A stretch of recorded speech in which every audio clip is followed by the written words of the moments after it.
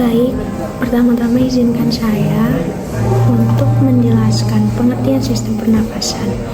Di mana sistem pernapasan serangga sendiri itu disebut dengan sistem trakea, yang merupakan sistem pernapasan yang menggunakan jaringan tabung bercabang yang disebut dengan trakea.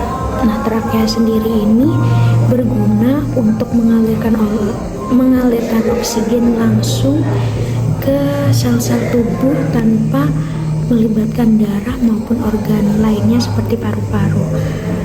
Sistem pernafasan trakea sendiri itu sangat efisien bagi serangga karena yang kita ketahui bahwa serangga ukuran tubuhnya kecil serta tidak memerlukan peredaran darah untuk mengedarkan oksigen di dalam sistem pernafasannya. Oke, selanjutnya adalah pernafasan. Pada pakar fisiologi menggunakan istilah respirasi untuk menunjukkan suatu seri reaksi biokimia di dalam sel yang dapat membebaskan energi. Nah, reaksinya dapat ditulis sebagai berikut, yaitu 6O2 plus 6H2O plus C6H12O6 menjadi 6O2 plus 12H2O plus energi. Pada persamaan reaksi di atas dapat dilihat bahwa pada dasarnya pernafasan tiap organisme itu digunakan untuk mengambil oksigen atau O2 untuk diproses dalam mitokondria dan untuk mengeluarkan karbon dioksida atau CO2 dari tubuh sel. Nah, kemudian berdasarkan reaksi-reaksi biokimia dalam hal pembebasan energi, persamaan di atas merupakan salah satu contoh yang sangat sederhana di mana senyawa awal berupa suatu gula sederhana atau monosakarida. Nah, monosakarida ini berasal dari penguraian glikogen seluler dan gula trehalus dalam darah. Substansi lainnya seperti asam amino dan asam lemak dapat juga ikut ke dalam perputaran energi tersebut di beberapa tempat. Kemudian jalur reaksinya secara lengkap dapat digambarkan di slide berikutnya. Selanjutnya adalah gambar prosesnya, di mana gambar tersebut menunjukkan proses respirasi seluler, yaitu pembentukan ATP atau energi dari glukosa. Yang berarti glukosa berasal dari trehalose atau glikogen, kemudian diubah menjadi asam pirufat melalui glikolisis. Kemudian dalam kondisi anaerob, asam pirufat menghasilkan asam laktat dan sedikit energi.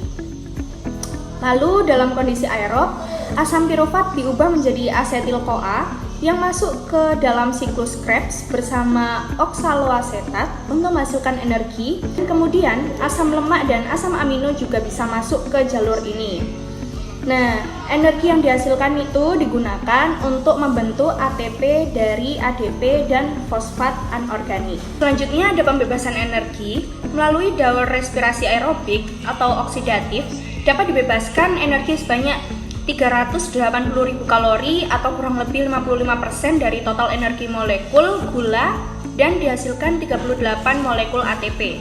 Kemudian, respirasi karbohidrat dan protein menghasilkan sejumlah energi yang hampir sama atau 4 kalori per gramnya. Sedangkan respirasi lemak lebih produktif yaitu 9 kalori per gram.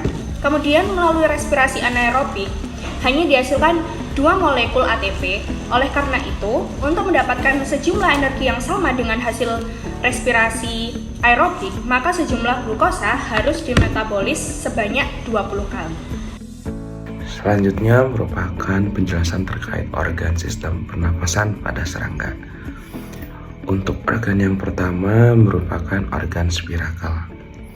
Jadi spirakal sendiri itu merupakan penjaga di dalam sistem trakea. Spirakal sendiri itu merupakan lubang kecil yang ditemukan di sisi lateral ruas toraks dan abdomen. Dan fungsi spirakal sendiri itu untuk mengantar gas dan membantu oksigen masuk ke dalam organ respirasi, serta mencegah kehilangan air tubuh serangga.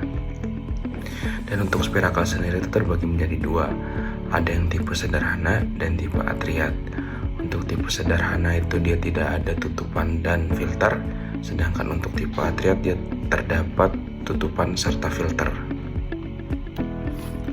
Lalu selanjutnya di sini terdapat trakea. Trakea di mana itu merupakan tabung yang lebih besar dari sistem respirasi. Yang di dalamnya terdapat apical trachea, sama intima juga tendidia. Tendidia itu merupakan organ yang berfungsi untuk mencegah kolaps trakea dari tekanan. Sedangkan intima itu merupakan yang terdiri dari lapisan kutikulin untuk permukaan lapisan lumen. Baik, selanjutnya saya akan menjelaskan terkait dengan trakeolus. Nah, trakeolus adalah cabang-cabang halus dan sangat kecil dari trakea yang mencapai langsung ke jaringan tubuh atau sel. Dan trakeolus ini tidak berlapis kitin, berisi cairan dan dibentuk oleh sel yang disebut trakeoblas. Nah, karena trakeolus ini tidak dilapisi zat kitin, jadi hal tersebut membuatnya lebih fleksibel dan mampu menembus jaringan tubuh untuk mendekati sel-sel aktif metabolisme tinggi. Adapun fungsi dari trakeolus ini yaitu yang pertama, tempat pertukaran gas. Nah, di dalam trakeolus terjadi difusi oksigen ke dalam sel dan karbon dioksida keluar dari sel. Kemudian yang kedua, distribusi oksigen secara langsung. Nah, karena oksigen tidak dibawa oleh darah, trakeolus memastikan oksigen langsung mencapai ke sel-sel metabolik. Selain itu, karena ukurannya yang sangat kecil, trakeolus dapat mencapai jaringan dan sel tubuh yang jauh dari trakea besar atau spirakel, memastikan seluruh tubuh mendapat pasokan oksigen. Dan yang ketiga, yaitu memungkinkan difusi langsung. Karena trakeolus ini dindingnya tipis dan tidak dilapisi kitin, trakeolus ini memungkinkan gas pernapasan berdifusi langsung ke dalam cairan sel atau jaringan target. Baik, yang selanjutnya saya akan menjelaskan terkait kantong udara. Nah, kantong udara ini adalah pelebaran atau perluasan dari saluran trakea yang berbentuk seperti ruang kosong dan berdinding tipis. Kantong udara tidak dilapisi oleh zat kitin sekuat trakea utama, sehingga lebih fleksibel dan dapat mengembang atau mengempis mengikuti gerakan tubuh serangga. Kantong udara ini biasanya terdapat pada serangga yang aktif terbang. Contohnya yaitu seperti belalang, serangga air, ataupun lebah madu. Nah, kemudian adapun fungsi dari kantong udara yaitu yang pertama, untuk menurunkan berat badan serangga, terutama bagi serangga yang terbang. Mengapa dapat menurunkan berat badan? Karena kantong udara ini bersifat ringan dan berisi udara, sehingga membantu meringankan tubuh serangga. Yang kedua yaitu menyediakan cadangan oksigen. Nah, mengapa hal tersebut bisa terjadi? Karena kantong udara ini menyimpan udara untuk memastikan pasokan oksigen tetap tersedia, terutama saat aktivitas serangga terbang atau saat serangga berada di lingkungan dengan kadar oksigen yang rendah. Nah, fungsinya yang ketiga yaitu sebagai penghembus udara dalam mendistribusi udara dan penurun suhu tubuh, terutama pada saat serangga terbang. Mengapa hal tersebut bisa terjadi? Karena dengan memperbesar volume sistem trakea, kantong udara membantu memperlancar distribusi udara ke seluruh tubuh, terutama ke jaringan-jaringan yang jauh dari spirakel. Dan saat terbang, metabolisme serangga meningkat dan menghasilkan panas. Kantong udara membantu menyebarkan udara segar untuk menurunkan suhu tubuh dan mencegah overheating. Kemudian, fungsi yang keempat yaitu untuk meningkatkan tekanan tubuh selama waktu tertentu, seperti pada saat pergantian kulit. Nah, selama proses seperti pergantian kulit atau molting, kantong udara ini dapat meningkatkan tekanan internal untuk membantu mendorong lepasnya kutikula lama. Berikutnya penjelasan mengenai mekanisme pernapasan serangga, di mana mekanisme pernapasan serangga sendiri terjadi melalui dua proses, yaitu mekanisme tarik nafas atau inspirasi dan mekanisme hembus nafas atau ekspirasi. Di mana mekanisme dari proses tarik nafas itu dimulai dari otot dari abdomen atau toraks akan mengendur atau berelaksasi, sehingga rongga tubuh dari serangga itu akan membesar. Akibatnya volume atau ruang dalam trakea juga ikut membesar. Ketika volume bertambah atau membesar, tekanan udara di dalam trakea akan turun, maka tekanan di luar tubuh dari serangga itu akan tinggi. sehingga oksigen di luar tubuh akan masuk ke dalam tubuh serangga melalui spirakel. Spirakel sendiri itu merupakan pori-pori kecil di permukaan tubuh serangga yang berfungsi sama seperti hidung di manusia sebagai tempat keluar masuknya udara. Kemudian dari spirakel ini oksigen akan dialirkan masuk ke dalam trakea. Trakea ini merupakan sistem tabung utama dalam pernafasan serangga. Kemudian oksigen akan dipompa oleh kantung udara menuju trakeolus, di mana kantung udara ini tuh merupakan bagian dari trakea yang membesar yang berfungsi menjaga persediaan oksigen dan membantu memompa dari pergerakan oksigen ini. Kemudian dari kantung udara itu akan didifusikan ke trakeolus, yang merupakan cabang dari trakea yang berbatasan langsung dengan sel-sel tubuh, sehingga oksigen yang dialirkan dari trakeolus akan menyebar ke seluruh tubuh dan memungkinkan terjadinya pertukaran gas oksigen dan karbon dioksida. Kemudian berikut ini merupakan tabel yang dapat mempermudah dari penjelasan dari mekanisme tadi, baik mekanisme inspirasi maupun ekspirasi.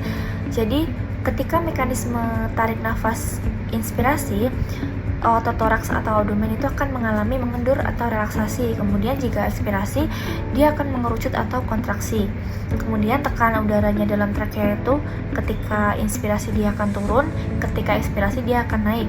Kemudian untuk aliran udaranya itu, di inspirasi itu oksigen masuk melalui spirakel, kemudian dialirkan ke trakea, kemudian ke trakeolus dan berakhir ke sel otot atau sel jaringan tubuh. Kemudian untuk ekspirasi sendiri, karbon dioksida itu akan keluar dari sel otot, atau yang diproduksi dari sel otot itu akan keluar dari sel otot menuju ke trakeolus, kemudian ke trakea, lalu berakhir di spirakel. Nah, selanjutnya adaptasi khusus serangga air pada pernapasan integumen. Nah, pernapasan integumen ini merupakan pernapasan yang dilakukan langsung melalui kulit atau integumen oleh larva yang hidup di air. Contohnya serangga pada larva nyamuk Anopheles. Nah, di pernapasan integumen ini trakeanya tertutup rapat oleh cairan sehingga oksigen berdifusi langsung melalui permukaan tubuh tanpa alat khusus. Nah, cairan yang menutup itu bisa berasal dari cairan tubuh sendiri atau karena terendam air. Nah, penutupan tersebut adalah bentuk adaptasi khusus untuk mencegah air masuk ke saluran pernapasan, karena jika air masuk, larva bisa mati ataupun tenggelam. Sebagai gantinya, larva menggunakan kulitnya yang tipis dan lembab untuk menyerap oksigen secara langsung dan air melalui proses difusi. Karena ukuran tubuhnya kecil dan aktivitasnya belum tinggi, cara ini sudah cukup untuk memenuhi kebutuhan oksigennya. Sistem pernapasan serangga itu sangat unik dan beberapa serangga itu mengalami adaptasi khusus untuk menyesuaikan dengan lingkungannya, terutama pada serangga air. Umumnya, serangga itu bernafas melalui sistem trakea, berbeda dengan sistem pernafasan pada serangga air. Ini telah mengalami adaptasi khusus untuk bernafas di dalam air. Beberapa memiliki gelembung udara atau plastron. Nah, untuk plastron sendiri itu merupakan lapisan gelembung udara yang ditopang oleh bulu-bulu kasar dan juga berlilin pada tubuh serangga, sehingga memungkinkan untuk serangga air itu bernafas saat terendam di dalam air. Selain itu, beberapa serangga air juga menyimpan oksigen dalam gelembung udara. Nah, untuk contoh pada adaptasi ini terlihat pada spesies Peloridium hammoniorum. Nah, di mana terlihat pada gambar ventralnya menunjukkan gelembung udara tipis pada spirakel abdomennya. Nah, sedangkan pada gambar dorsalnya memperlihatkan lapisan udara tipis dan juga gelembung udara tebal yang digunakan pada serangga ini. Selain itu, ada beberapa adaptasi lain pada serangga lain. Contohnya yang dimiliki oleh larva capung. Jadi, larva capung tidak menggunakan gelembung udara, melainkan memiliki insang. Nah, insang itu ada beberapa, ada insang kaudal dan juga insang anal. Nah, untuk insang kaudal itu terletak pada bagian posterior tubuh mereka yang berfungsi sebagai organ pernafasan. Nah, sedangkan insang anal itu membantu dalam pertukaran gas. Nah, sistem trakea ini terhubung langsung ke insang ini sehingga memungkinkan penyerapan oksigen dari air langsung ke dalam tubuh. Beberapa larva juga seperti larva capung memiliki tabung pernafasan atau sifon yang dijulurkan ke permukaan air untuk mengambil udara langsung. Nah, adaptasi ini menunjukkan betapa beragamnya strategi pernafasan atau adaptasi khusus yang berkembang pada serangga untuk menyesuaikan terhadap habitat di lingkungannya.